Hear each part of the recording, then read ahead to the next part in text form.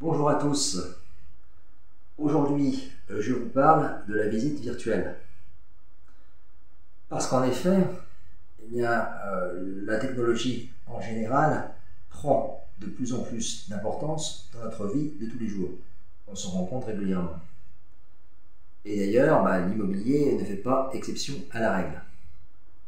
Alors, pour ce qui est de la visite virtuelle, je dirais qu'elle peut prendre plusieurs formes. D'abord, ça peut être un assemblage de photos. Cela permet à l'utilisateur de pouvoir se déplacer de manière simple et ludique au travers justement de ces différentes photos. Et puis, d'autres fonctionnalités lui permettent également d'avoir accès à des informations, par exemple en cliquant sur des icônes qui sont spécifiquement insérées à l'intérieur de ces visuels. Nous avons également les vues panoramiques à 360 degrés. Alors là, effectivement, c'est la possibilité de prendre en compte la totalité des choses, une vue sous tous les angles en quelque sorte.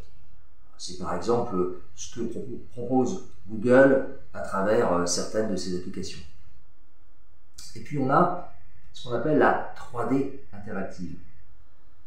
Et là, on agit sur l'ensemble des systèmes en temps réel.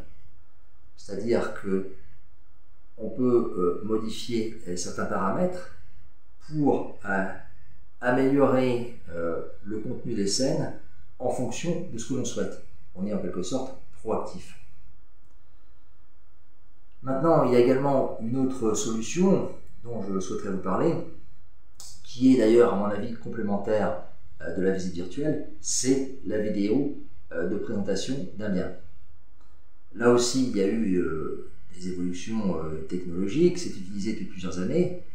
Je parlerai notamment de l'utilisation des drones, qui permet d'avoir un impact maximal sur l'ensemble du visuel. C'est très agréable et ça fait effectivement progresser de manière positive la visite dite virtuelle. Il y a quelque chose qu'il faut savoir également, c'est que on ne peut pas utiliser ces systèmes-là, je pense, de manière systématique pour une prise de décision. Le meilleur reste encore de pouvoir constater par soi-même de visu les choses. Ça peut être néanmoins une aide précieuse pour faire par exemple une première sélection sur des biens que l'on souhaiterait acheter. Ça permet d'éviter de se déplacer si on n'a pas effectivement beaucoup de disponibilité. Voilà, c'est dit. Je vous dis moi à bientôt pour la prochaine vidéo. Et d'ici là, n'oubliez pas, immobilièrement vôtre. Bye bye.